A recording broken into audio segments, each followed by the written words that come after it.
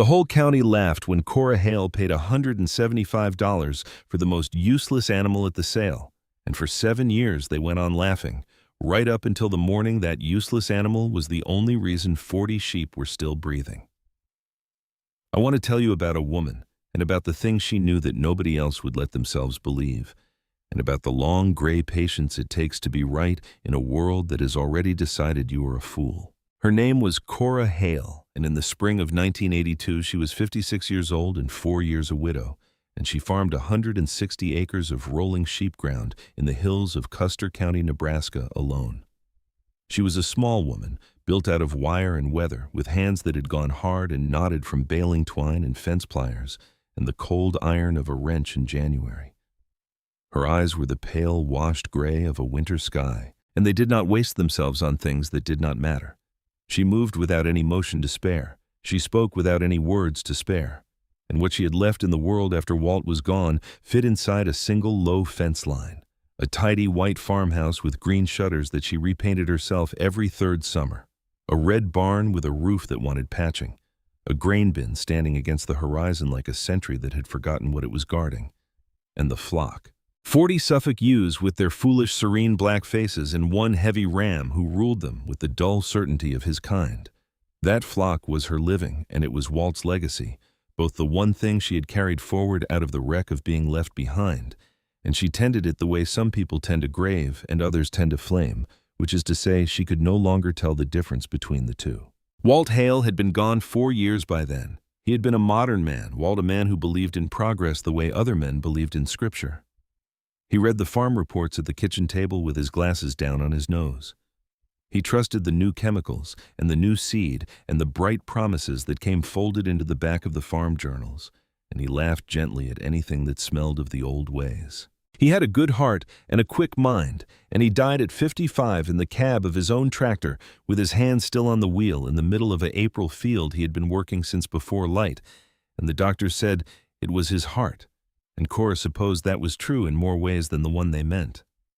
For 4 years after that, she had run the place by herself, and she had held on, which in Custer County in 1982 was its own kind of victory, because all around her the holding was coming undone. The farm crisis was not a headline out there. It was a wolf at the door of every house on every gravel road. Men were losing ground their grandfathers had broken with horses. The interest rates had climbed up past anything a working family could carry, and the bank notices came in plain white envelopes that everyone learned to recognize from across a kitchen. And a man you had known your whole life would not meet your eye at the co-op because shame travels faster than any other news in a small place. Cora knew the shape of that fear, the way you know the shape of a thing you have slept next to.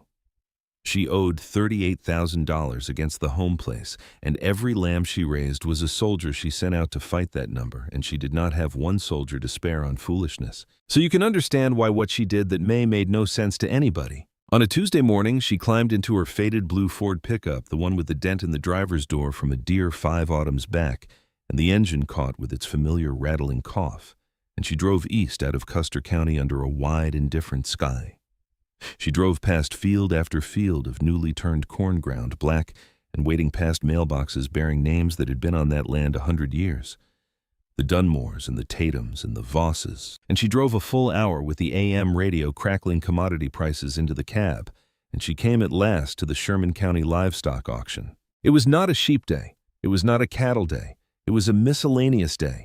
The day they sold the odds and ends of the farming world, the goats and the crated chickens and the broken implements, and the saddles gone stiff with neglect, and the animals that did not fit into any column of any ledger that ever turned a profit. The men of Custer County, if they thought about it at all, expected Cora Hale to come home with a few replacement ewes if the price was right, or a part for the old John Deere or nothing, something sensible, something that penciled out. She came home with a donkey, not a breeding jack, not a young mule in the making, just a donkey. A standard gray Jerusalem donkey they called the kind for the dark cross that lay across his shoulders and down his spine. Gray all over with a soft white muzzle and dark steady eyes that seemed to take in everything in that loud crowded barn and pass judgment on none of it. He was neither young nor old. He was simply profoundly there. A creature of such complete stillness that he made the noise of the sale ring seem like the foolish thing and himself the only sober soul in the building. She had seen him before she ever heard the lot number called. He had come into the holding pen behind a clutch of bawling goats, and where the goats had crowded and complained and tried to climb one another, the donkey had walked to the far rail and stopped and stood and looked out over the whole roaring barn with those dark eyes. And Cora had felt something turn over in her chest that she had not felt in 4 years. It was recognition, not of the animal, which she had never laid eyes on before, but of a thing standing inside the animal, an old thing she had been carrying around, half forgotten since she was a girl. And it rose up in her now and looked out through her eyes at the donkey, the way the donkey looked out at the barn. She paid $175 for him. You have to understand what that money was in the spring of 1982. It was 300 gallons of diesel. It was a ton of feed against the winter. It was a good-bred ewe, a pregnant one, an animal that would give back lambs and wool and stand as an asset in the black column where assets belong. It was 2 weeks of groceries with money left over. It was a real sum spent in the open on an animal with no purpose that any reasonable man in that country could name. The auctioneer barely paused over it. The donkey lot 74 was led into the ring, and he stood there unimpressed by the noise and the dust and the press of bodies at the rail. And Cora raised one hand a single decisive inch, and not one soul bid against her. And the gavel came down on a flat little crack, and a low ripple of confused whispering went around the seats, while the auctioneer moved on to a pen of squealing shoats. She signed the bill of sale in her small square hand. She counted out the cash and bills gone soft as cloth from handling. She led the donkey to her trailer, and he followed at her shoulder with a quiet compliance that was very nearly unsettling, neither dragging nor balking. Just coming, the way a thing comes that is already decided to come, and he loaded without a fuss, and the long drive home was silent, but for the rattle of the engine and the hum of the tires on the warm afternoon asphalt. When she got back, the sun was already low and laying long shadows across the pasture. She backed the trailer to the gate and dropped the latch, and the donkey stepped down and blinked slow and took the measure of his new country. The 40 ewes lifted their black faces all at once and stared. The donkey stared back. Then Cora opened the pasture gate and laid one hand flat on his gray rump and gave him the smallest push, and he walked through into the field and in among the sheep. And there he stopped, and there he stayed. And that was the whole of it. That was the thing she had driven 2 hours and spent a ton of winter feed to do. She stood at the gate a long while after watching him. The sheep drifted back to their grazing one by one, and the donkey did not graze. He walked slow and deliberate out to the highest point of the pasture, a low rise crowned by the lone bur oak, and he turned himself to face the west toward the wooded draw, where the land fell away into wildness, and he set his long ears forward, and he became still. The last light went red and then gray behind him, and he didn't move from that rise. He was a dark shape against the dying sky, and to Cora Hale, standing at her gate with the evening coming down around her, he did not look like a foolish purchase at all. He looked like something taking up a post it had been waiting its whole life to take up. The word went out the way word always goes out in a small county, not like a fire but like water, finding its level, slow, and then everywhere at once. Carl Dunmore saw the strange long-eared shape standing in the Hale pasture from the seat of his tractor the next morning, and slowed and squinted and shook his head and carried it home to his wife at supper. And his wife carried it to her sister on the telephone, and by Wednesday it had reached the co-op in Hartley Bend. The men stood around the counter, there drinking bitter coffee out of foam cups in their seed caps and their grease-worn jeans, and they talked about the dry forecast and the price of feeder lambs and a bad bearing in somebody's combine, and they talked about Cora Hale. And they had one word for it, spoken low and certain, and the word was grief. It was the grief, they said, nodding into their coffee. Walt's passing had finally caught up with her. A woman out there alone on that hill ground, it was too much for anybody. And the loneliness had gotten down into her bones at last, and she had gone and bought herself a pet. $175 pet, a pasture ornament. And they laughed, and I want to be fair about the kind of laugh it was, because it was not a cruel laugh, not most of it. It was a laugh of pity. A laugh of men who understood the world and were sorry to watch a good woman lose her grip on it. The world as they understood it was bushels and pounds and gain and loss, and a donkey standing idle in a sheep pasture was the pure opposite of all of that, a monument to waste planted knee-deep in the clover. From the co-op, the story went to the diner on the Wednesday meatloaf special, and was passed from the waitress to the booth of farmers, to the implement dealer, to the banker who came in for his pie.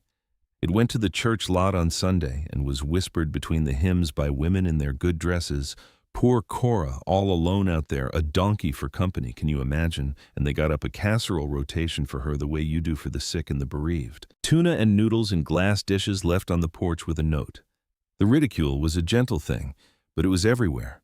In the small pause before a neighbor asked how she was getting on, in the quick shared glance when her blue truck went by, in the way the feed clerk asked whether she would be needing anything extra now for the new edition, and let the question hang in the air between them. And the logic of it, you must see, was airtight. It could not be argued with.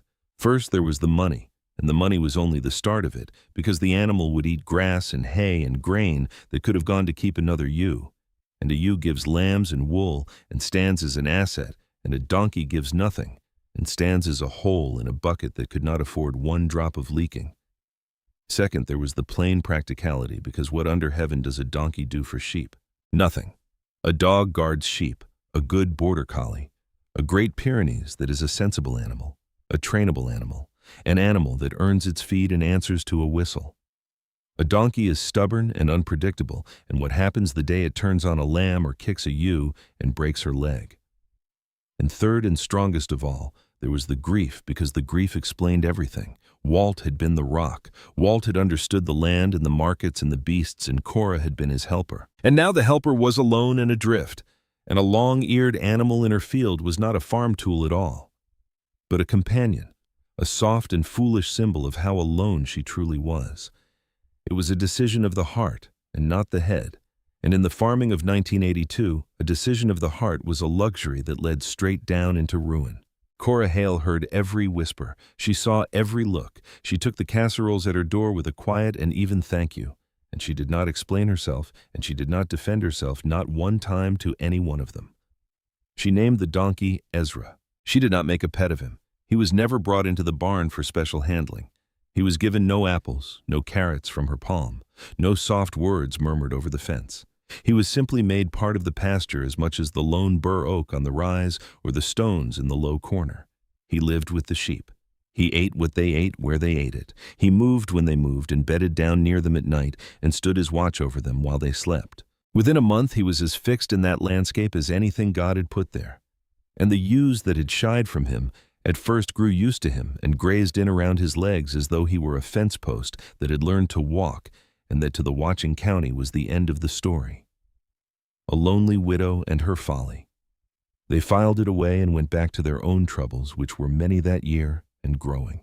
But there was a thing they did not know because she never told them, and it is the thing I have to tell you now, or none of the rest of it will mean what it ought to. Cora Hale had not bought that donkey out of grief. She had not bought it out of loneliness, nor sentiment, nor any softness of a widow's heart. She had bought it out of a piece of knowing so old that the men at the co-op had forgotten their own grandfathers had ever possessed it. And to understand where that knowing came from, you would have had to go back with her. The way she went back in her own mind on the long, silent drive home from the sale with the donkey, shifting his weight in the trailer behind her. Past her own marriage, past her own girlhood, to an old man with a white mustache and hands like cured oak, standing in a sheep pasture nearly 50 years gone, telling a small grave girl a thing she would carry the rest of her life. His name was Amos Pruitt, and he was Cora's grandfather, and he had farmed the hills of that same county with a team of horses back, before the tractors came back, when a man read the weather in his own bones and the soil with his own tongue, and kept the wolves off his stock with nothing but a good fence and his wits and one gray Jenny donkey that he set among his sheep like a loaded gun left leaning by the door. Amos Pruitt had been an old man already when Cora was a girl, born back before the turn of the century into a world of horses and hand tools, and he had no use for the new ways that were even then beginning to creep in across the county. And he used to take her by the hand out to the back pasture of an evening and show her the Jenny standing watch on the high ground with her long ears swiveling, and he would say in that slow voice that wasted nothing, that this animal here was the best insurance a person could ever buy. She could see him still when she closed her eyes, the way he crouched down to her height to say it so she would remember. The smell of pipe smoke and horse on his coat. The pasture going gold around them in the long summer evening. A good dog is clever, he told her once, and she was perhaps 8 years old and never forgot a single word of it. A good dog is clever, but a donkey is just plain mean when meanness is called for, and a wolf will not cross a donkey twice. He told her about a winter night long before she was born back in 1916, when the Jenny's furious braying had brought him up out of bed and out into the snow with his rifle to find two timber wolves testing the fence at the far corner of the flock, and how the Jenny had put herself square between them and the sheep and would not give 1 inch of ground, and how the wolves had read something in that small, stubborn shape they did not like and faded back into the dark timber and did not come again that whole hard winter. He told her about a morning he had walked out and found a dead coyote lying in the pasture, stamped down flat into the spring mud, its skull crushed by a single blow of a hoof, and the Jenny grazing not 10 feet off as calm as a Sunday afternoon, as though she had done nothing more remarkable than swat a fly. He told her these things the way other men told Scripture, slow and certain, and she filed them away in the deep root cellar of her memory, and they sat there a lifetime gathering weight. A wild ass. He told her the kind they all sprang from, over in the dry old countries on the far side of the world, was a prey animal, but it was never once a helpless one. It had grown up across 10,000 years in hard, dry hills, with the wolf and the jackal forever at its flank, and it had bred into its very blood a deep and burning hatred for anything that came in on 4 legs with a long snout and a low-slung wolfish run. That hatred was not taught, he said. It could not be trained into the animal, and it could not be trained out of it. It was inheritance, plain and simple, written into the creature before it was ever born, older than the animal, older than the man who owned the animal. And a single donkey raised up alone among sheep with no other of its own kind to keep it company would come in time to take that flock for its own herd, its own family, and would turn all that ancient inherited fury outward in their defense without 1 single day of schooling. Amos Pruitt had known this in his bones. His father had known it before him, and his father before that. It was carried out of the old dry countries by men who had nothing to write it down with, but their own mouths passed from shepherd to shepherd across the mountains of one country and the valleys of another, and finally across an ocean to the New World, where it had served the herders of the high deserts and the men who ran stock in the western canyons. All of them keeping a donkey among the sheep, because a donkey among the sheep meant fewer of the sheep ended up torn open in the gray of the dawn. It was true knowledge. It was knowledge that work tested across 100 generations of men and beasts, and in the 20th century, in the bright industrial heartland of America, it had begun quietly to die, because farming had become a science of inputs and outputs, and the guarding of stock had been handed over to specialized breeds of expensive dog that came with papers and a price tag and a training regimen, and the humble donkey made obsolete for hauling. By the gasoline engine had been demoted in the modern mind to a child's pet and a novelty at the petting zoo, a relic, a joke, a long-eared anachronism that no serious operation would dream of keeping. But Cora Pruitt, that was Cora Hale that became, had not forgotten 1 word her grandfather said in that gold-lit pasture. She had carried it through her girlhood and her courting, and the 40 years of her marriage carried it the way you carry a coin, sewn into the lining of a coat against the day you might need it, half forgotten but never lost. While Walt lived, she had never needed to remember it out loud. Walt was a modern man, and they had kept their stock with good woven wire and their own watchfulness and a yard light on a pole, and Walt would have scoffed at the notion of a guard donkey. The same as any other man at the co-op would have called it an old wives' tale and meant no harm by it, and she had loved him too well to argue a thing that did not need arguing. But Walt was 4 years gone now, and Cora was one woman alone against the whole hungry edge of the wild that forever nibbled at the rim of a farm, and she could not stay awake every hour of every night, and she could not lay out $500 for a purebred pup, and the long, patient months it took to make it useful, and so on. A Tuesday in May, she had done a thing that was not foolishness at all, but the coldest and most clear-eyed kind of sense. The kind that wears the disguise of folly so completely that even the wise cannot tell them apart. She had reached back across half a century into a dead man's voice and bought herself a $175 piece of living history, a self-feeding self.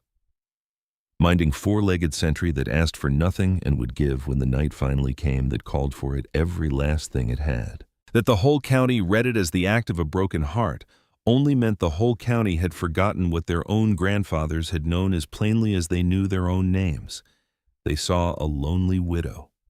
What stood in that pasture was a strategist who had drawn on a deeper well than any of them could find the bottom of. They saw an ornament. What stood in that pasture was a soldier already at his post waiting with the terrible patience of his kind, for the war that everyone but Cora Hale was certain would never come. There was one man in the county, though, who did not laugh out of pity. There was one man whose interest in the Hale place had nothing soft in it at all. His name was Gideon Voss, and he ran the largest sheep and cattle operation in that part of Custer County, better than 2,000 acres that his own father had begun assembling in the lean years, and that Gideon had spent his 50 years on this earth grinding ever larger parcel by parcel, fence line by fence line, as the small farms around him failed and fell and were swallowed up into his holdings. He was a big, smooth man who wore good boots that had never once broken sod, and a heavy ring on one hand, and he had a way of looking at a neighbor's ground the way a man looks at meat in a butcher's case, weighing it, pricing it, already tasting it. The Hale 160 was a parcel he had wanted for a long time because it lay against his own west fence like a missing tooth in a jaw. And a man like Gideon Voss cannot abide a missing tooth in a thing he means to own whole. He had made Cora an offer the year Walt died, a low one, a quarter under what the ground was worth, and he had made it the very week of the funeral, with the casserole still warm on her counter.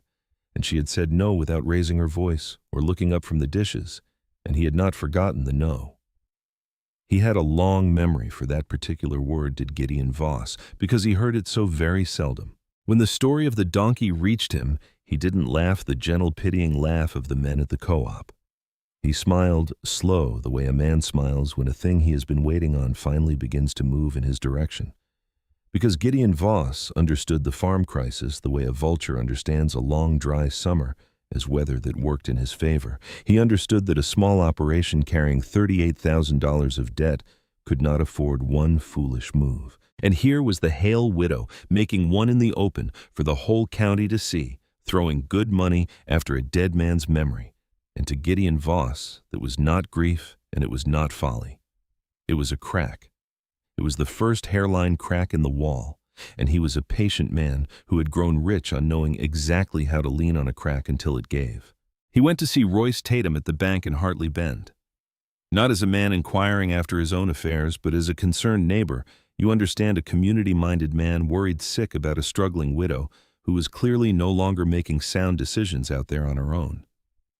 He sat in Royce Tatum's office in his good boots with his hat on his knee, and he wondered aloud in a voice full of nothing but neighborly care whether the bank had given proper thought to the long-term health of the Hale note, whether it was really a kindness to let a confused and grieving woman sink deeper into a hole she would never climb out of, whether everyone might not be a great deal better served if that 160 acres passed quietly to hands that could actually carry it. He let it be known gently, with the air of a man making an unpleasant but necessary point, that he stood ready to take the parcel off the bank's books the very moment the bank found itself holding it ready and waiting with cash in hand and no fuss. Royce Tatum was not a bad man. He was a banker, which is a different thing from a bad man, though the two are easy to confuse in hard times. A tired, graying man of 52 who carried other people's ruin around in his briefcase the way other men carry their lunch, and who had signed more foreclosure papers in the last 2 years than in the 20 before them, and did not sleep well for it. He did not like the smell of what Gideon Voss was selling. He could smell the appetite under the neighborly words, but he wrote nothing down to refuse it either. He sat with it. He let it lie in the back of his mind where such things lie. And the leaning had begun so quiet that Cora Hale out on her hill with her sheep and her silent gray sentry did not hear the first faint sound of it. That was the shape of the thing in the spring of 1982. A widow who had bought in the eyes of all the world a useless animal out of a broken heart. A county that pitied her and laughed at her and brought her casseroles and glass dishes. And one smooth, heavy man in good boots who had looked at her one foolish purchase and seen in it not folly but opportunity, and had already begun in rooms she would never be invited into to lean. She knew none of that yet. What she knew was the work which did not stop for grief or for gossip or for the schemes of richer men. She knew the weight of a full water bucket in each hand at 5 in the morning. She knew the particular ache that lived in her right shoulder from 40 winters of pitching hay against the wind. She knew the faces of every one of her 40 ewes the way you know the faces of family, the cranky old one with the torn ear, the young one that always lambed early, the heavy, quiet one that was the best mother of the lot. She knew the heavy tread of the ram. And she had come already in just those first weeks to know the quiet gray shape of Ezra standing watch on the high ground at the edge of the dark, his long ears turning and turning toward the wooded draws where the land gave way to wildness, listening to something out there in the night that none of the rest of them could hear. The sheep slept, The county slept certain in its pity, and the donkey stood his post under the wide Nebraska stars watching the tree line waiting on a war with all the burning inherited patience of 6,000 years standing behind him and 7 long years of it still to go. The 7 years did not pass the way the watching county imagined they would. They did not pass as a slow unraveling, a lonely widow drifting further from her senses with each turning season. They passed as work and as patience and as a quiet war fought on 2 fronts, only one of which Cora Hale could see. The first year bled into the second, and the farm crisis that had been a wolf at every door of the county grew bolder and grew teeth. A man to the west of the Hale place, a man named Olson, who had farmed there since before Cora was married, sold off his dairy herd at a loss that broke something in him. You could read in his face at church the following Sunday a slackness around the eyes that never afterward went away. The Richter farm to the north went up for sale on the courthouse steps on a bitter Tuesday in March, and the men of the county stood around in the cutting wind with their hands jammed in their coat pockets and did not bid against one another out of a hard kind of mercy, so that the Richters might at least keep their dignity, if not their land. Gideon Voss bid anyway. He stood at the back in his good coat and bid against nobody and got the whole place cheap. And the gap in his holdings to the north was filled in, and his fence line crept that much closer on every side. Cora held on. She patched the barn roof herself, going up the long ladder with a sureness that gave the lie to her age, a small gray figure against the sky nailing down tin while the wind tried to take her off the rafters. She mended her own wire with her own pliers, walking the fences in the spring after the frost heaves had worked the posts loose. She knelt in the straw in the cold black mornings of early spring and pulled her own lambs, her sleeves rolled past the elbow, her arms going numb to the shoulder in the cold, and most of them came and lived, and the ones that did not, she buried at the edge of the timber and did not speak of. And the number on her note crept down a few $100s at a time, the way a hill is worn down by rain, too slow to watch and too steady to stop. And through every season of it, Ezra was there. He was no longer a thing anyone talked about by the 3rd year. The story of the widow's foolish purchase had grown old the way all stories grow old and been crowded out by fresher troubles. And the pity the county had felt for her had thinned into a sort of resigned acceptance folded in, alongside her other quiet eccentricities, the way she still canned in old glass jars instead of the new plastic, the way she kept a small, fierce vegetable garden behind the house, exactly as her mother has, the way she went to town no more than she had to and spoke to no one she did not need to speak to. The donkey was simply a fact of the Hale place now, a landmark, a person used to give directions by. Turn left past the Hale farm, somebody would say, the one with the gray donkey standing in the pasture, and whoever you were telling would nod and know the spot at once. Ezra grew older the way the land grew older, without complaint and without hurry. A scattering of white came into the gray of his muzzle. He kept the same deliberate, unhurried pace he had always kept, the same economy of motion that matched his mistress so well that a person might have thought she had chosen him for the resemblance. He kept his post on the high ground at the rim of every night, a dark, unmoving shape against the stars, and he seemed to need less sleep than any animal Cora had ever owned in her life. He was always watching, always those long ears turning toward the timber. She came to take a comfort from it that she never once put into words, the kind of comfort you take from a steady sound in the house at night that you would notice only if it stopped. What she did not know, all through those middle years, was that the Second War was being waged the entire time in offices in town, in the low and careful voices of men who wore good boots and never once broke a sweat. Gideon Voss was not a man who hurried. He had learned building 2,000 acres out of the wreckage of weaker men that the surest way to take a thing is to wait for it to fall and to make certain wherever you quietly can that it keeps right on falling. He went on stopping at the bank in Hartley Bend every month or two, never pushing, never raising the matter too hard. He went on wondering aloud to Royce Tatum about the long-term wisdom of carrying the Hale note, about whether the kindest thing for everyone might not be a clean and merciful end to it, about how he stood ready, always ready with cash in hand the day the bank found itself holding that 160 acres. He never raised his voice, and he never set down one threatening word on paper, because a man like Gideon Voss never has to. He made himself a constant pressure instead, a patient hand laid flat against the wall of a widow's life, leaning and waiting on the crack to widen on its own. And he did one thing more in those years that no living soul saw, and that would not come to light until the very end of the whole long affair. Along the far western edge of the Hale ground, where Cora's fence ran up against the Voss holdings, there was a long stretch of woven wire that crossed a wooded draw. It was the wildest corner of her whole place, where the open pasture gave way to a tangle of wild plum and chokecherry, and the land tipped down steeply toward the timber and the dry creek bed below, and it was the hardest stretch of fence to walk, and so the least often walked by Cora as much as by anyone, because the flock favored the high open ground and the good grass, and seldom drifted down into that low, wild draw. In that stretch where no eye traveled from one season to the next, Gideon Voss sent his hired man one autumn afternoon with a pair of fencing pliers and had him cut the wire. Not clean through, just enough that Voss cattle could lean through and graze a neighbor's free grass along the edge, and just enough that one day, if a man needed to make the case to a bank that the widow could no longer keep her own place up here, would be the proof of it, ready and waiting. A fence gone slack and broken down in the corner, 160 acres, slipping past the keeping of one tired old woman. It was a small, mean thing, and it was a patient one, and it lay there in the wild corner of her land like a buried seed of everything that was coming, while Cora walked her high ground and pulled her lambs and wore her debt down and never once thought to suspect that it was there waiting in the brush holding its breath. The first sign that the long, quiet years were ending came not from any man but down out of the sky. The drought settled over the high plains in the summer of 1988, and it was not a spell of dry weather, but a sentence handed down that would not be lifted. The corn shriveled standing in the rows, the leaves rolling tight and going pale.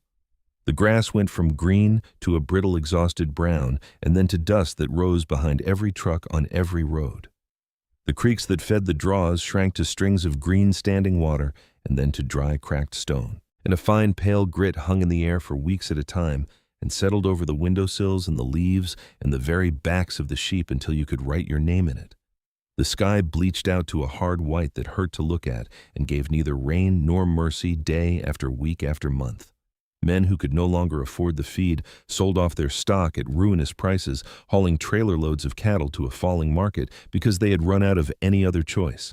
And the country grew lean and quiet and afraid in a way it had not been since the dirty years their fathers spoke of. Cora held her flock through it by the narrowest margin, feeding hay she could ill afford, hauling water in barrels in the back of the blue truck, when her own stock pond drew down to a ring of cracked mud, and Ezra held with them, gaunter, now his ribs showing through the gray hide, but never leaving his post on the high ground, even in the killing heat of the white afternoons.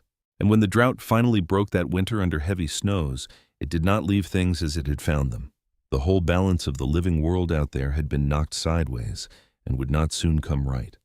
The wild creatures had been starved hard through the dry summer and the cold that followed it, and the deer came through the winter thin and weak, and the rabbits grew scarce, and the things that ate the deer and the rabbits grew bold with their own deepening hunger.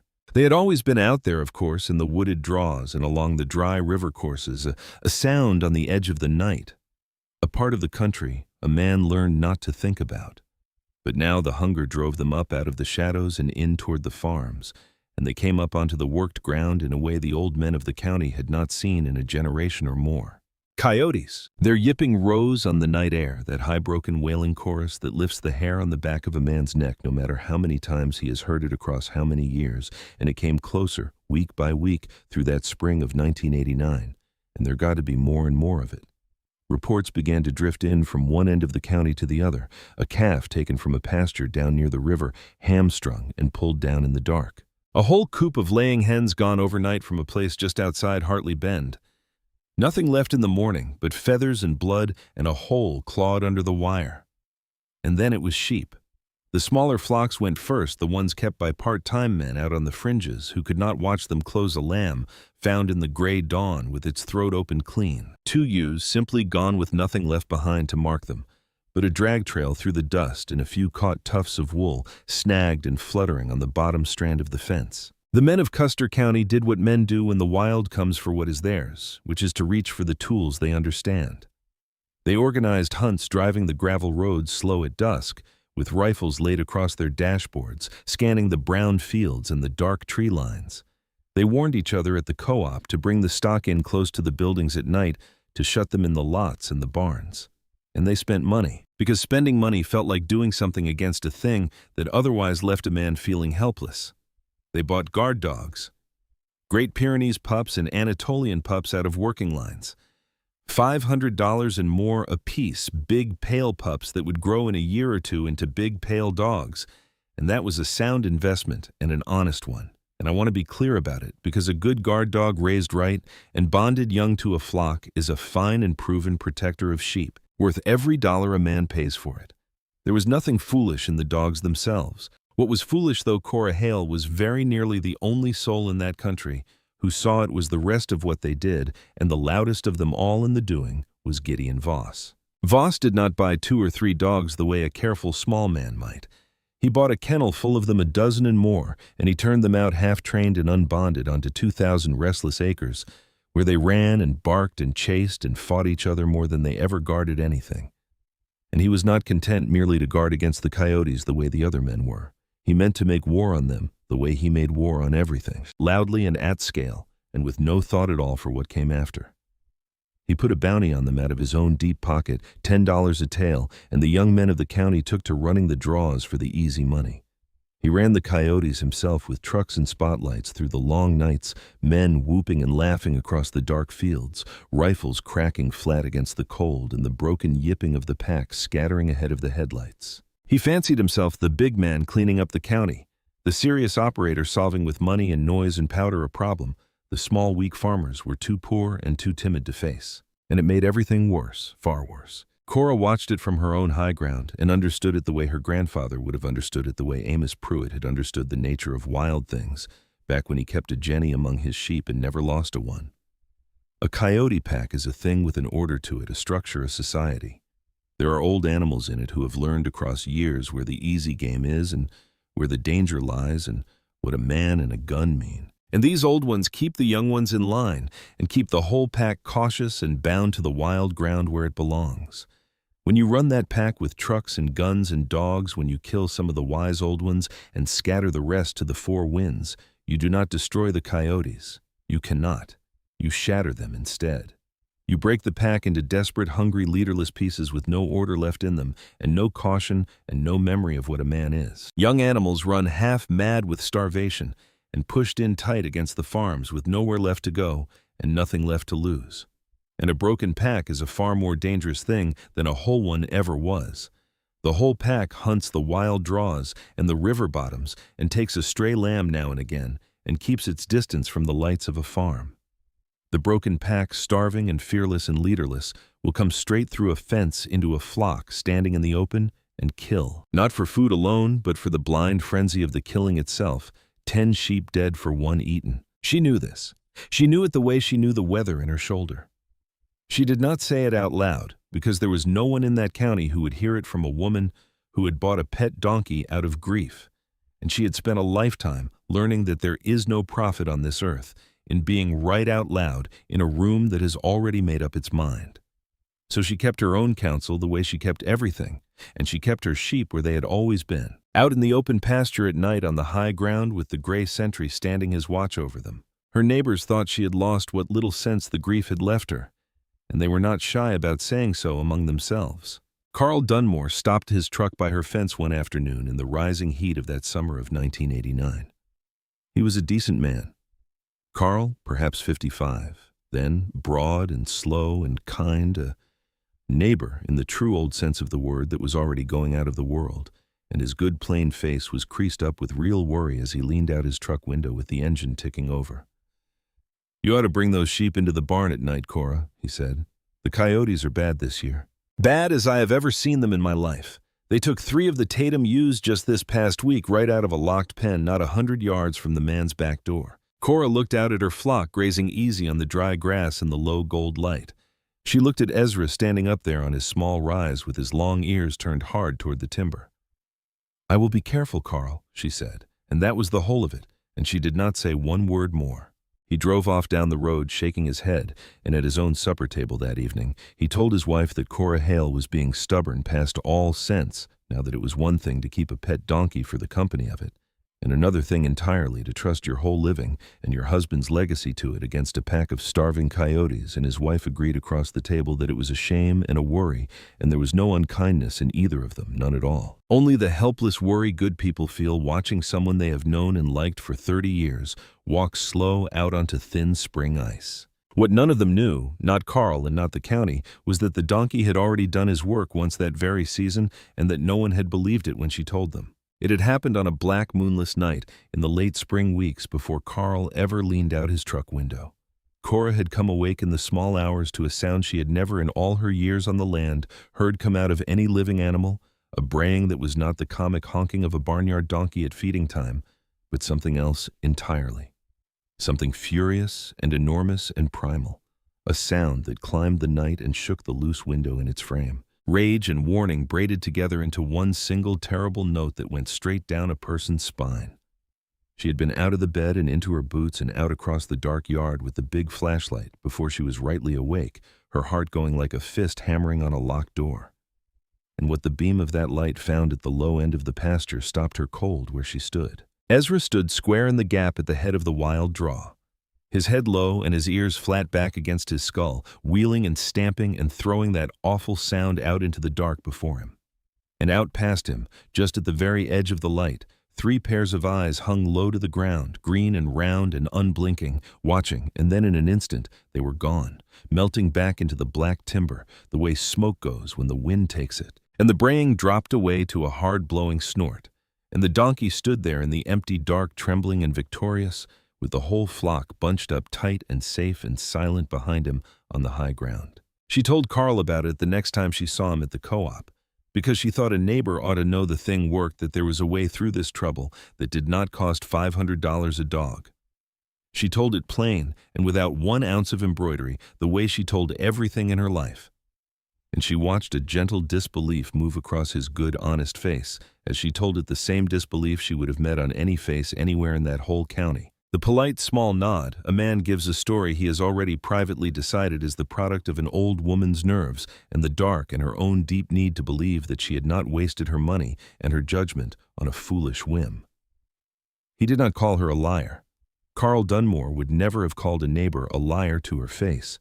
He only did not believe her, which in its own quiet way was worse than calling her a liar. And she saw plainly that it was worse, and she let it go, because there was nothing on earth to be gained by pushing a thing into a mind that had shut its door against it. But Gideon Voss heard about it too, the way Gideon Voss heard about everything in that county, and Gideon Voss made use of it. He had been waiting 7 years for the hairline crack to widen into something he could get his fingers into, and now the drought in the Coyotes had handed him the very lever he needed.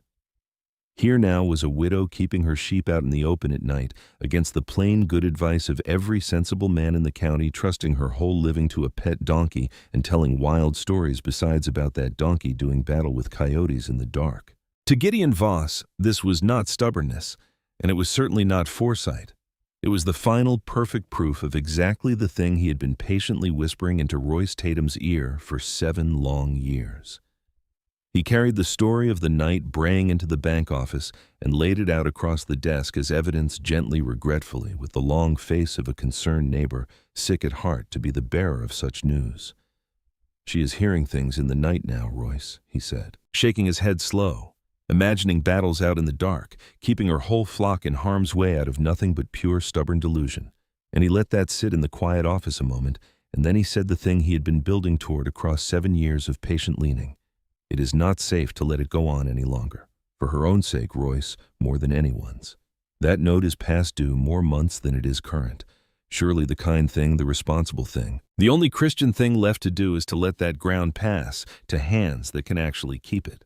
And Royce Tatum, who was not a bad man, but was a tired one, and who carried other people's ruin in his briefcase, and who had not slept a full night in 2 years, did not say no. What Voss did not tell the bank, and what the bank did not know to ask, was the one thing about the cut fence down in the wild draw. He had laid that small patient trap years before, for the slow purpose of one day proving neglect, and it had been waiting there in the brush all that time, forgotten even by him in the press of his larger schemes. He did not yet understand that hot summer what else his little trap was about to do. He did not understand that he had quietly cut a hole in a fence at the one wild, unwatched corner of the Hale place, and that the drought had broken the coyote pack into a starving, leaderless fury, and that his own loud and stupid war on the wild had driven those desperate scattered pieces in tight against the farms with nowhere left to run, and that he himself, with his own patient greed, had opened the one door through which they would come. He thought he was tightening a noose, slow and sure, around the neck of one tired old woman.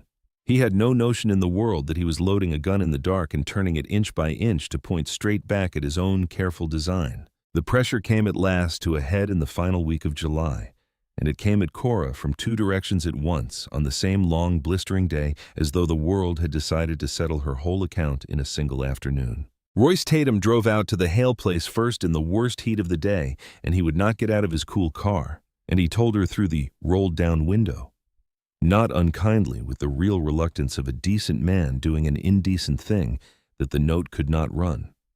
On the way it had been running, that there were now parties prepared to make the bank whole. The day it acted, that she had until the fall, until the lambs were sold, to bring the whole thing current, or the bank would be forced at last to act on it. He did not say the name of Gideon Voss. He did not have to say it. Cora stood there in the white dust of her own lane with the heat hammering down on the back of her neck, and she understood all at once and entire the way a thing comes clear to you, all in one piece, that the slow leaning she had half felt against the wall of her life for 7 years had a shape behind it and a name behind it, and that the name wore good boots and ran 2,000 acres and had a long, long memory for the word no. And that same evening, with the heat finally going out of the day, Carl Dunmore came by again, and this time he was gentler, almost pleading, and he said a thing that cut a great deal deeper than any banker's words ever could, because he meant every word of it for her own good and her own ease. "Cora," he said, climbing halfway out of his truck and standing with one boot on the running board, "that donkey eats. He eats grass and hay you cannot spare, and your back is right against the wall now. Everybody knows it, and folks are starting to wonder if maybe it is time. Maybe it is time to let him go. Sell him on to somebody for what you can get. Take that one worry off your plate anyhow. It would be a kindness to yourself. Cora, is all I'm saying. Just a kindness to yourself." And for the first time in 7 long years, standing there in the long red light of that July evening, with the bank pressing in on one side of her and her oldest and kindest neighbor pressing in on the other, both of them telling her the very same thing in their 2 different ways, Cora Hale wavered. She did not show it. She had not shown a thing she did not choose to show in 50 years.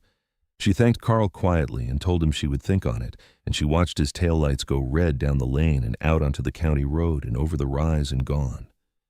And then she stood a long time alone at the pasture fence in the falling dark, with the crickets starting up around her, and the heat lifting off the dry ground, looking up the slope at the gray shape of Ezra on his rise, white in the muzzle, now old costly, $175 and 7 years of feed, and the gentle laughter of a whole county standing behind him.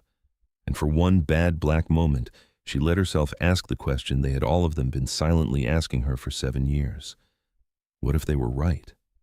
What if it had been the grief, after all, working in her without her knowing? What if the old man's voice she had trusted across half a century, that gold-lit evening in the back pasture, had been nothing in the end, but an old man's stories, fond and harmless and wrong? And she had bet her whole living and her dead husband's legacy on a long-eared animal that would simply stand up there on its hill, eating her slowly into ruin, while a smiling man in good boots took everything that Walt had left her. Far up the dark slope, the donkey turned his head and looked back down at her through the gathering dusk, his dark eyes calm and steady and giving away nothing at all, the way they had given away nothing in the noise of the sail ring 7 years before. She did not know, standing there at her fence in the dark, that the answer to every doubt she had ever carried was already on its way to her across the dry country. She did not know that the broken pack was gathering itself, even then, out in the parched timber drawn together by hunger and by the noise of a rich man's foolish war, drifting closer night by night toward the one single place on all that fenced and guarded land where the wire had been quietly cut years before and never once mended. She didn't know that the wildest corner of her own farm had been turned by one greedy man's long patience into an open door standing ajar in the dark.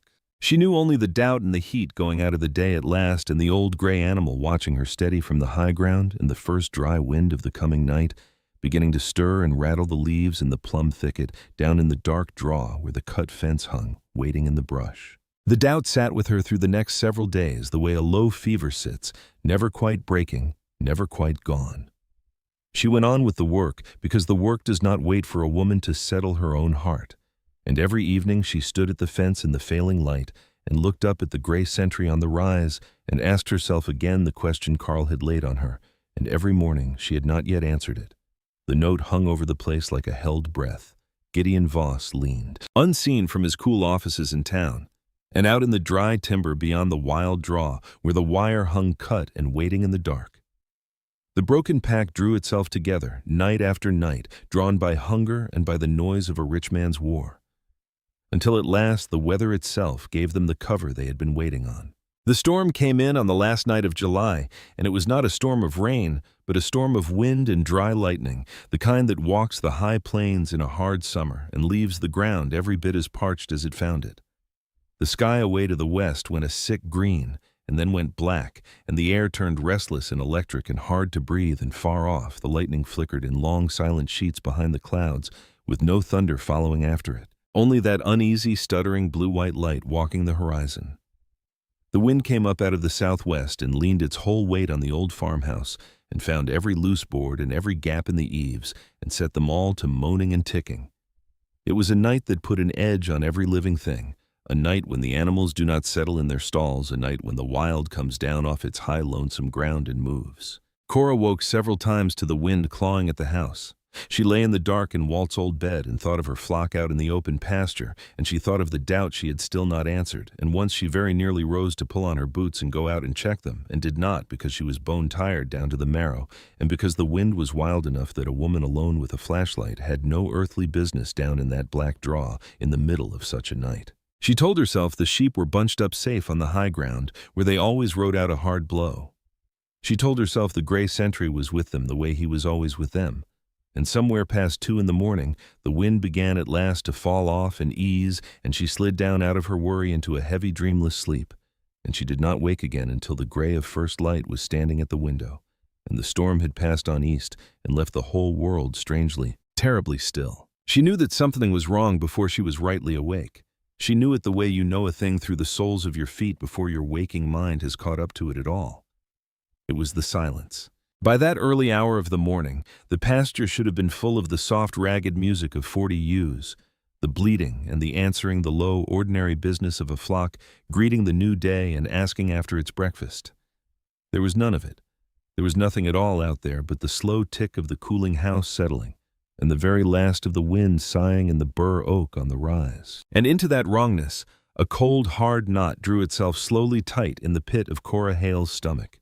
She was into her boots and her old work jacket, and out the door with her coffee left forgotten and steaming on the kitchen table, and she crossed the yard half running in the gray light, and what she saw at the low end of the pasture stopped her dead at the gate with her hand on the cold latch. The fence in the wild draw was down. Not slack, not sagging the way a neglected fence sags, torn clean open, the woven wire ripped bodily away from the post and flattened down to the trampled ground, a wide, black, ragged gap into the timber, where no gap had any right in the world to be. Her heart slammed up hard into her throat. She came through the gate and out into the field, and there in the damp churned earth around the breach, she read the rest of the story written plain in the mud. The prints, dozens of them, scores of them. The sharp, neat tracks of canine feet too big for a fox and too small for any wolf coyote. A whole broken pack of them come up through the cut fence in the dark and the wind and the storm, a flood of starving, leaderless hunger pouring straight in through the open door and into the very heart of her living. And the high pasture beyond stood empty in the gray light. The sheep were gone, every last one of them gone.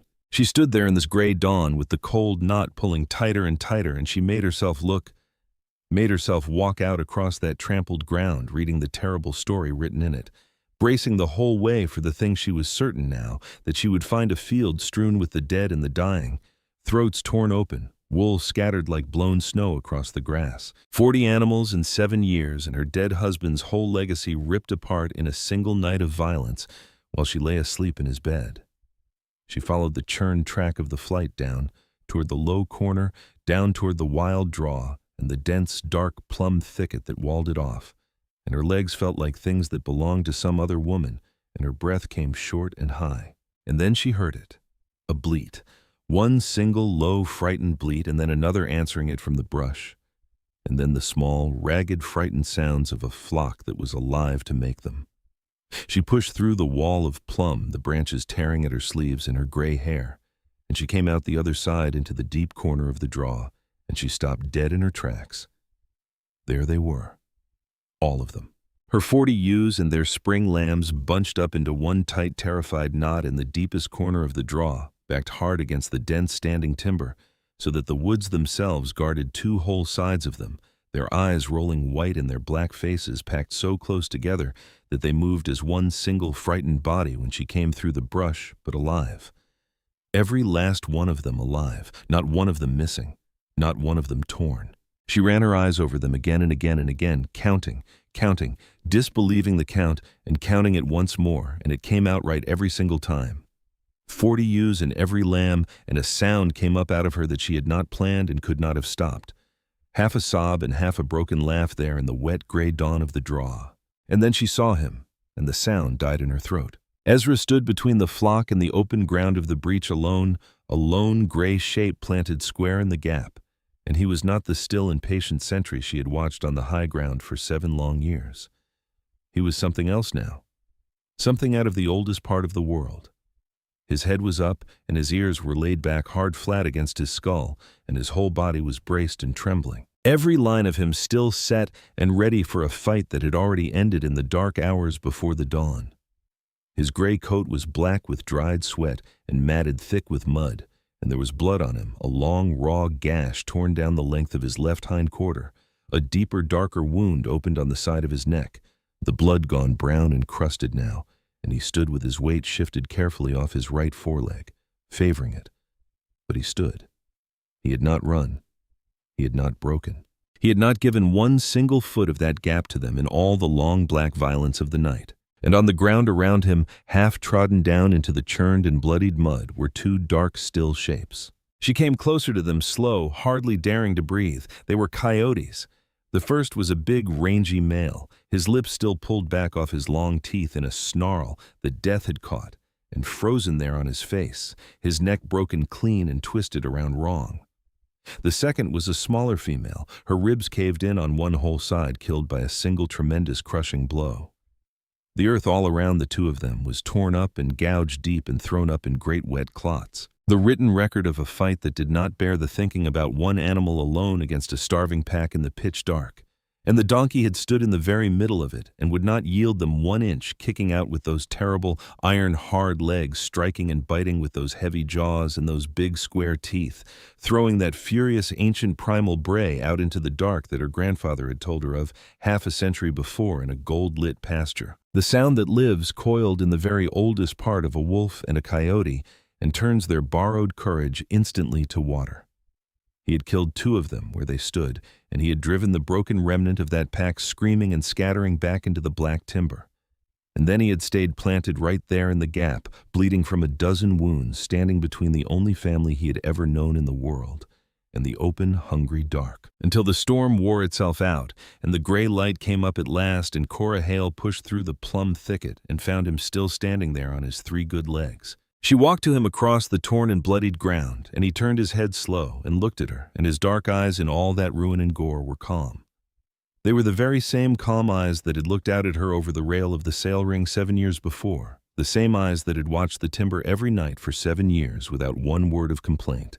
And he let out a long, slow, shuddering breath through his nose, a soft, blowing snort, the sound of an animal whose work is finally fully done.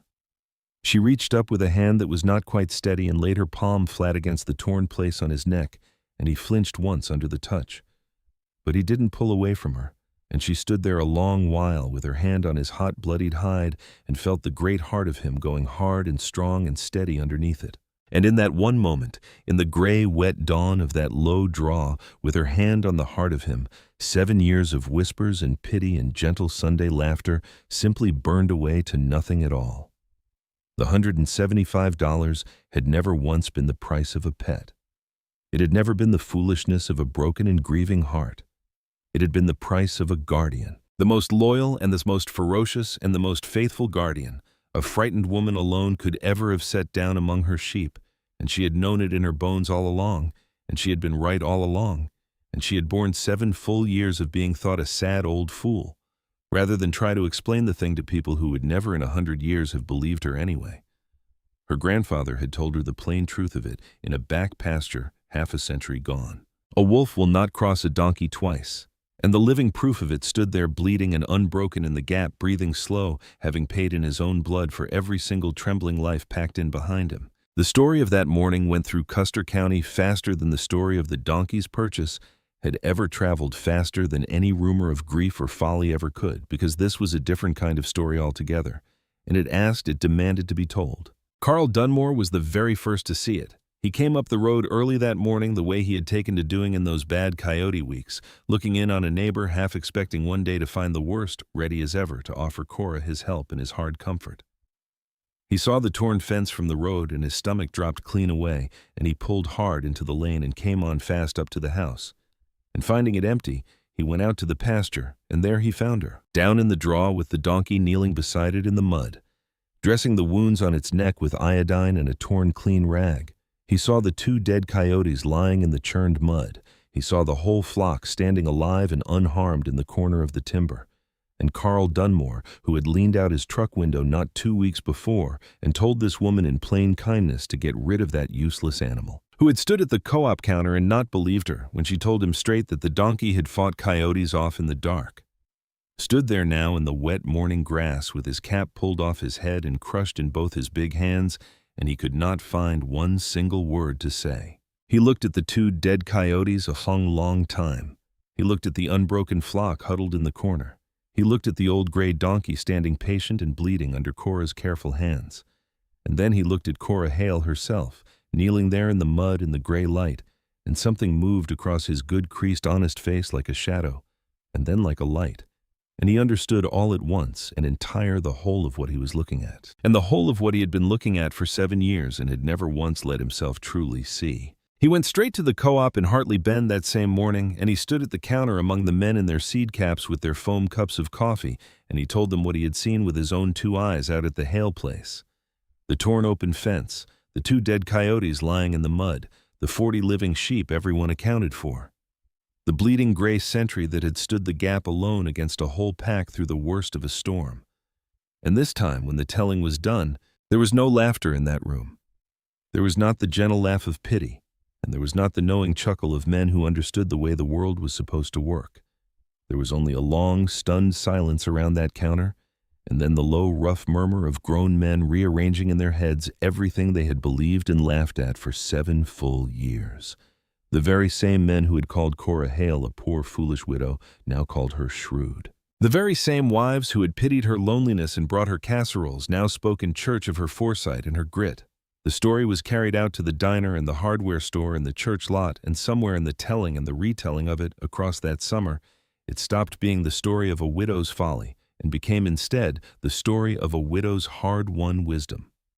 And the legend of Cora Hale's gray donkey was born in that country, and it would outlive every single one of them who told it. But the story was not finished even then, because the fence was still down, and the question of how it had come to be down had not yet been asked aloud by any living person, only by the torn ground itself. It was Carl who finally asked it. He was a farmer, down to the bone.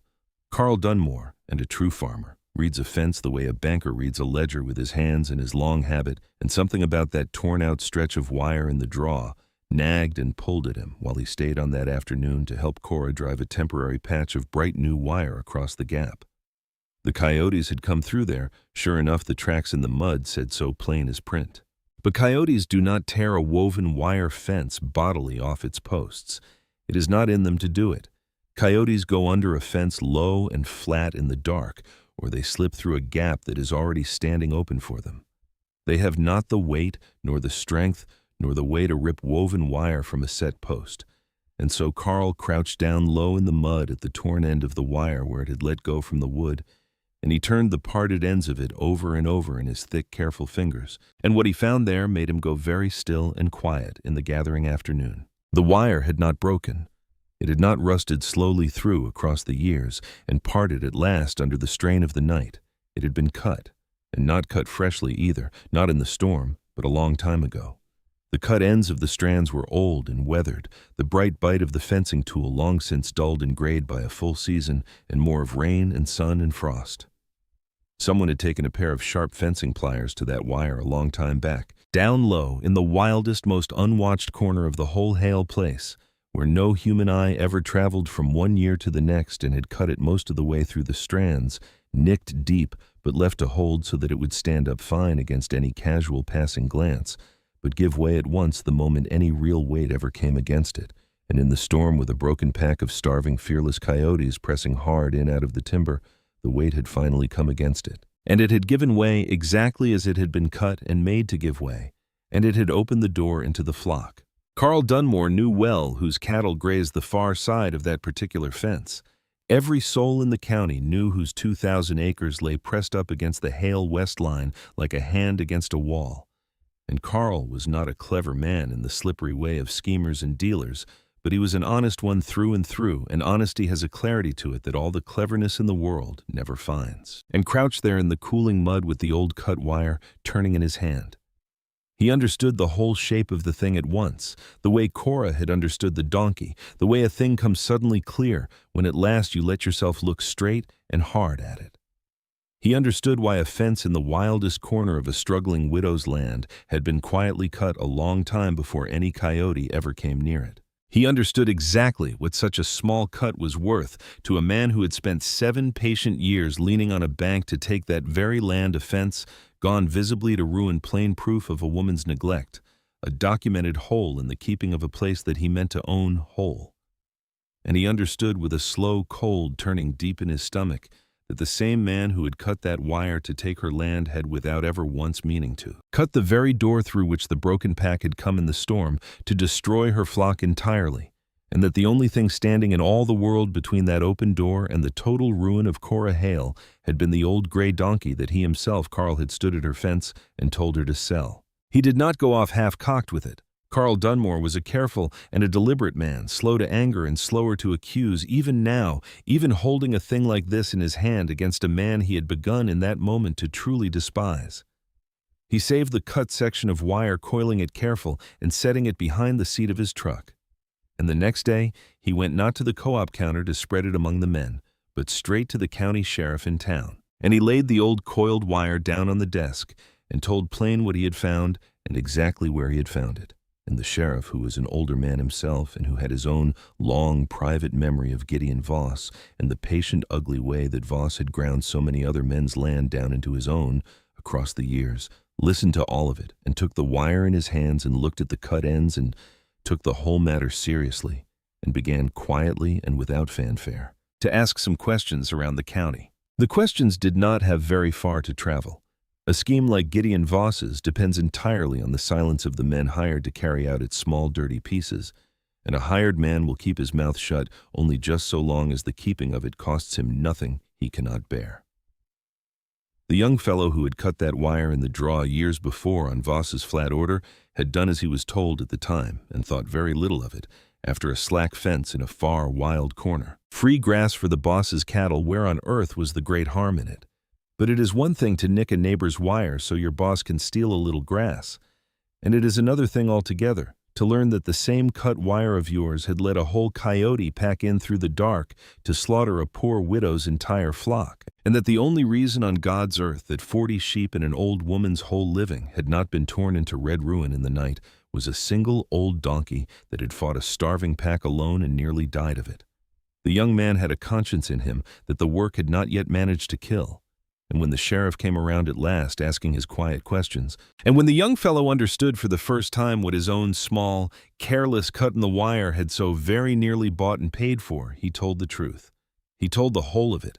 He told who had ordered the fence cut and what year and exactly why. And that was the end of Gideon Voss, though it took the better part of a year to finish the falling. There was no grand thundering courtroom scene to it, no gavel, and no verdict read out to a packed gallery, because that is simply not the way that such men usually fall in the real world, and it would not have suited Cora Hale in the least to sit and watch it, even if there had been. Voss fell the slow way that a great tree falls when it has been quietly rotting from the inside for years. Soundless at first, leaning and then all at once and all the way down. Cutting a neighbor's fence is a crime, a small one taken on its own. But the sheriff and the county attorney did not stop there looking at the one-cut fence, because a man who will cut one fence in the dark to take a neighbor's land has very rarely in his life done only the single thing. And once they began in earnest to turn over the heavy flat stones of Gideon Voss's 2,000 acres, they found a great deal living and crawling underneath them.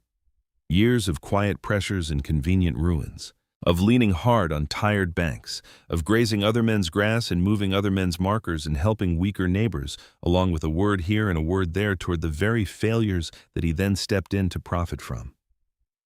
The bank in Hartley Bend with Royce Tatum, suddenly and very conveniently recalling that he had a conscience after all, wanted nothing further to do with the man. The standing offer that had waited so long and so patiently on the hail note was withdrawn, and was never spoken of again by anyone. And by the time the leaves began to turn that fall, Gideon Voss was answering hard, plain questions put to him by people whose good opinion his fine boots and his 2,000 acres did not impress in the very slightest. And the empire he had built up out of 3 decades of other men's failures had begun quietly and then all at once to come apart at the very seams that he himself had stitched. Cora Hale took no part at all in his unmaking. She was asked one single time by the county attorney whether she wished to speak out against the man, and she said only the one thing that was true, that her fence had been cut and that she had not done the cutting. And then she let the old coiled wire and the young man's awakened conscience do all the rest of the work without her. She never once raised her voice against Gideon Voss, not one time in all the long months of his slow falling. She did not have to raise it. She had learned the truth of it long ago from an old man with a white mustache in a gold-lit back pasture, that the loudest voice in any room is almost never the strongest thing standing in it, and that a patient, quiet thing that simply holds its ground will outlast a loud and grasping thing every single time, if only it can find the will to wait. Voss fell in the end because of what he himself had built and cut and schemed across 30 grasping years. She had only stood her ground through it, quiet and unmoving, the way the donkey had stood his ground in the gap and let the rest of it come around in its own slow time. The note came current. That fall, the way it had come current every fall, lamb by lamb and dollar by hard dollar, and with Voss broken now and his long shadow lifted off the place at last, the bank in Hartley Bend found that it no longer had any appetite whatever for the Hale 160, and the leaning simply stopped the way a hard wind stops between one breath and the next, and Cora kept her land. She kept the whole of it. The home place, and the red barn, and the bur oak on the rise, and the wild draw in the corner where the fence was mended now, and strung tight with bright new wire, and the flock and Walt's whole long legacy, every single acre of it held and kept and hers. And the county, which had laughed so long and so gently at her gray donkey for 7 full years, now suddenly could not get enough of them. The very men who had laid out $500 apiece on guard pups and run the Coyotes through the nights with their trucks and their spotlights, and only made the whole thing worse, came now one by one, hat in hand, to lean on the Hale fence and look out across the pasture at the old gray animal that had done in one night what all their money and all their noise had failed to do across a whole summer, and to ask Cora, humble now, how the thing was done. And she told them. She told them plainly and without one word of triumph in it. A donkey raised up alone among sheep will take the flock for its own family and guard it to the death against anything that comes, she said. And it asks nothing of a man in return but the same grass the sheep already eat.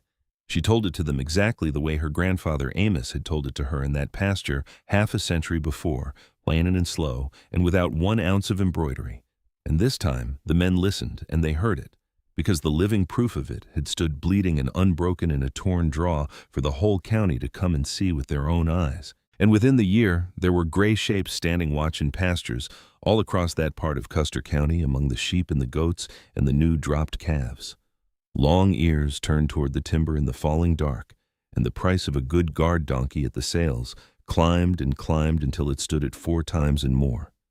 What Cora had paid for Ezra and the old true knowledge that the bright modern world had thrown away as a quaint joke came quietly back into that country. Carried home out of a gold-lit back pasture half a century gone by one stubborn woman who had simply refused against the laughter of everyone she knew to forget it. Cora Hale never once said that she had told them so. She never mentioned the 7 long years of whispers, nor the casseroles left on the porch, nor the gentle Sunday laughter, nor even the one dark night she had stood at her own fence in the falling dark and let herself doubt the whole of it.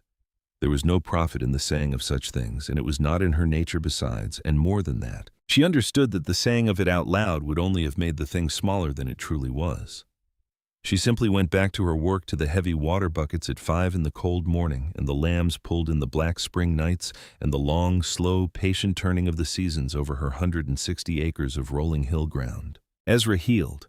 The long gash on his neck and the deep wound torn down his hind quarter closed over slow across that autumn and scarred, and the gray hair grew back in gray over the scars, so that in time you had to know where to look to find them. The limp in his right foreleg lingered on and never wholly left him, coming back the worst in the deep cold of winter, a small permanent price written quietly into his old body for the one night he had stood the gap alone. But he never once gave up his post for all of that.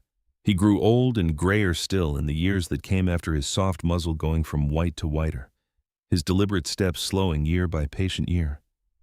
And he stood his watch on the high ground over the flock under the wide stars until the very end of his long days, and in all the years that followed that one storm, no predator ever again breached the fence of his pasture. The sheep were his family to the last.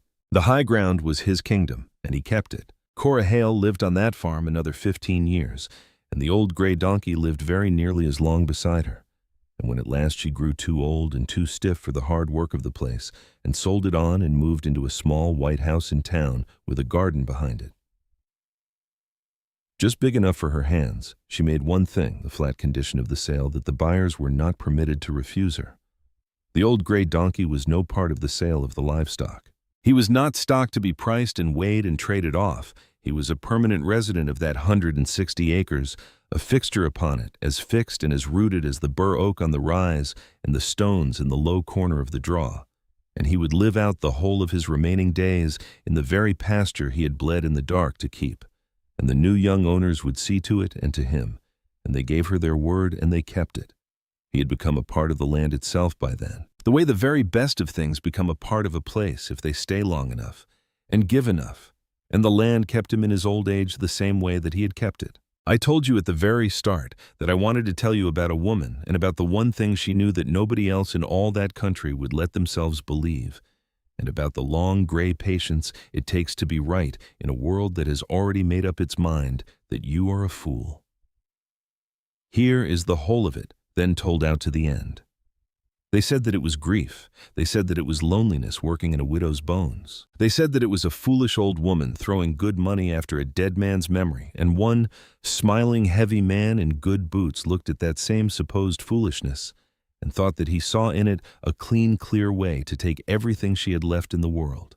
And they were every single one of them wrong, wrong to the last man and the last word, and the only soul in that whole county who knew for a certainty that they were wrong said almost nothing at all about it for 7 long years, and simply let the truth keep its own quiet counsel out on a high windy hill until the one black night came that it stood itself up in a torn draw and spoke for itself in a voice that turned a starving coyote's borrowed courage instantly to cold water.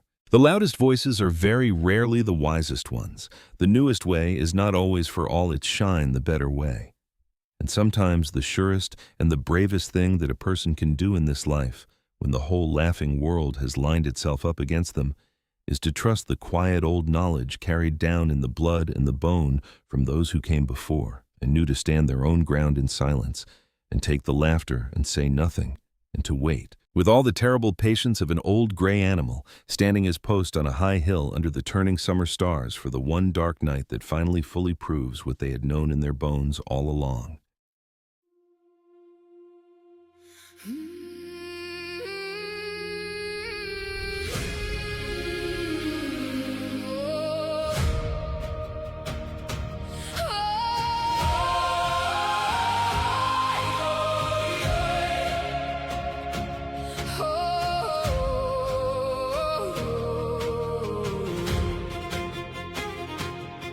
When I was young, I chased the horizon. Certain peace was waiting there. I thought the storms were wrong turns taken, and every burden was unfair. So I spent years fighting the mountains, cursing every winding road, never seeing that the struggle was the thing that made me grow. The eagle learns within the wind, the oak grows strong beneath the snow, and every soul that's worth becoming must walk where harder paths may go. The road was never meant to be easy, the storm was never meant to pass. The waves were not there to stop me, they were there to teach me how to last. Every trial is part of the journey, every scar becomes a guide. The mountain is not in my way, the mountain is the reason for the climb.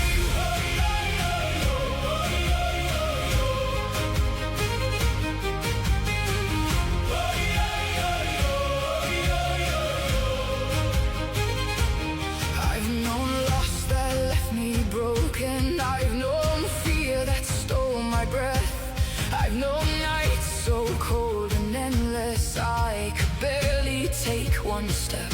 Yet every wound became a teacher, every failure left a mark, and every valley that I walked through placed another star within the dark. The river doesn't fight the canyon, it learns to carve its way ahead. What seems a wall to those who fear it becomes a path for those who tread. The road was never meant to be easy, the storm was never meant to pass. The waves were not there to stop me, they were there to teach me how to last. Every trial is part of the journey, every scar becomes a guide. The mountain is not in my way, the mountain is the reason for the climb.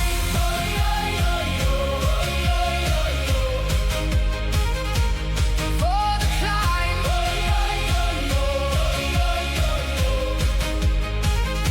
One day I stopped asking, why me? And started asking, what can I learn? The moment I embraced the fire lost its power to burn. For every challenge holds a gift, though hidden from the eye. The obstacle and destination were never separate all this time. The road was never